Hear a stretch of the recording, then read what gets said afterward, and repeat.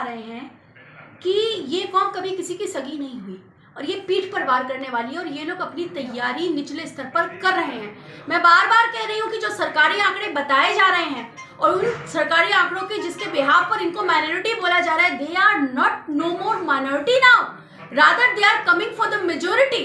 और उस बात को आप लोग विवादित कह करके हमें ही डालो तो डालते रहो, हम तो मर जाएंगे, कोई फर्क नहीं पड़ता, लेकिन आपका कोई अस्तित्व नहीं बचेगा।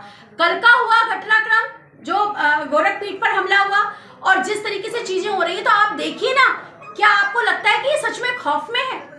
आप ही जवाब दीजिए ना। जहां पर हमारे योगी जी है, जहां पर मोदी जी, वो तो योगी जी मोदी जी है तब ये हाल है, तब ये हाल है। जब उनका इतना डर है तो सोचिए ये लोग क्या करने पर आमादा है और इनके मंसूबे कितने गहरे हैं। हमें तो अनौपचारिक तरीके से, क्योंकि हमारे भी कुछ वर्कर्स काम करते हैं, तो हमें इस सत्य का तो पता चल गया। हमारे भाई जितेंद्र नारायण सिंह त्यागी, वसीम रिजवी जो थे, उन्होंने स्वयं आकर के कहा कि इनके मदरसों में प्लानिंग हो रही है हिंदुओं को खत्म करने के लिए, हमारे स्थलों को हमला करने के लिए जबरन। तो जो इतिहास में हुआ वही तो फिर हो रहा है। तो जिस तरीके से हमारे श्री राम मंदिर, हमारे काशी विश्वनाथ, हमारे श्री कृष्ण जन्मभूमि, हमारी भोजशाला, हमारा कुतुब मीनार, हमारा तेजो महालेश्वर मंदिर, इन सबको इन्होंने ताजमहल, कुतुब मीनार, सब नाम दे करके और इन पर कब्जा करके जिस इंटेंशन के साथ काम किया, ये फिर हमें जो है हम पे काबिज होना चाहते हैं, हम पे हुकूमत करना चाहते हैं। इनकी शैली वही है और ये हिंदुओं को खत्म करना चाहते हैं। तो क्या पुराने माहौल को दोबारा से क्रिएट कर रहे हैं ये लोग? ये इन्होंने खत्म कब किया था, बंद कब किया था? पुराने माहौल को क्रिएट नहीं कर रहे, इन्होंने खत्म। एक बात बताइए, स्वतंत्रता से लेकर के 1947, जिसको आप स्वतंत्रता कहते हैं, हम तो नहीं मानते, हम हिंदू महासभा ही नहीं मानते क्योंकि वो आधी अधूरी है।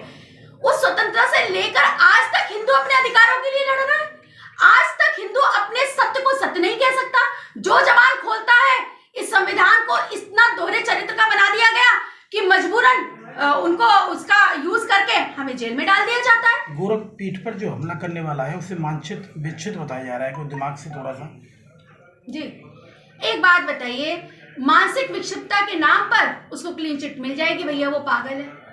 तो ये तो बहुत आसान तरीका है ना बचने का, बहुत आसान तरीका है। एक काम करती हूँ, मैं भी कुछ लोगों को लेकर के हाथ में बंदूक और गोली मार देती हूँ, उसके बाद आप लोग भी मुझे एक सर्टिफिकेट जो है दिलवा देना पागल का, तो मैं हो गई। नहीं जी, ये मानसिक विक्षिप्तता नहीं है, this is a pre planned frustration of these people और दे आर प्लानिंग। आप सब लोग के माध्यम से कहना चाहती हूँ, वो लोग तैयारी में हैं, उनकी महिलाएं, उनके बच्चे सब तैयार हैं। जो हमारी हरिद्वार की धर्म संसद हुई थी, उसके बाद तौकीर रजा ने जो बरेली में कहा कि अगर हमने युवा छोड़ दिया, उस पर कितने केस हुए, कितने केस हुए। क्या वो किसी नेता ने सुना नहीं होगा स्टेटमेंट, जब तौकीर रजा ने ये कहा था कि अगर हमने अपने युवाओं को छोड़ दिया तो हिंदुओं को बचने की, सर छुपाने की जगह नहीं मिलेगी और गृह युद्ध हो जाएगा। तो ये स्टेटमेंट किसी ने नहीं सुना। हमने तो कभी आज तक नहीं कहा कि हमने अपने युवाओं, ना मैं अपने युवाओं को इस तरीके से बरगलाती हूँ। मैं तो सिर्फ अपने धर्म के प्रति जागरूक करने की बात कर रही हूँ। भाई, आप लोगों के माध्यम से भी निवेदन है, सजग हो जाओ। आप मत सोचो कि ये डरे हुए हैं, ये डरे हुए नहीं है, ये प्लानिंग में है।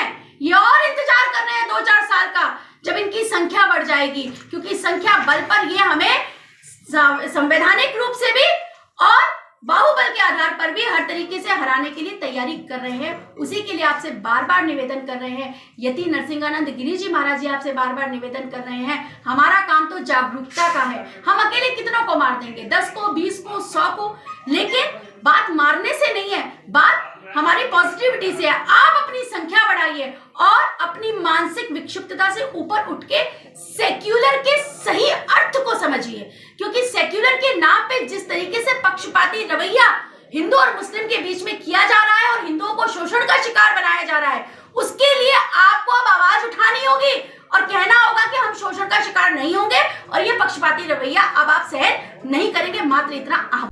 हमसे जुड़े रहने के लिए हमारे YouTube चैनल को सब्सक्राइब करें और नई वीडियो की नोटिफिकेशन के लिए बेल आइकॉन को दबाएं।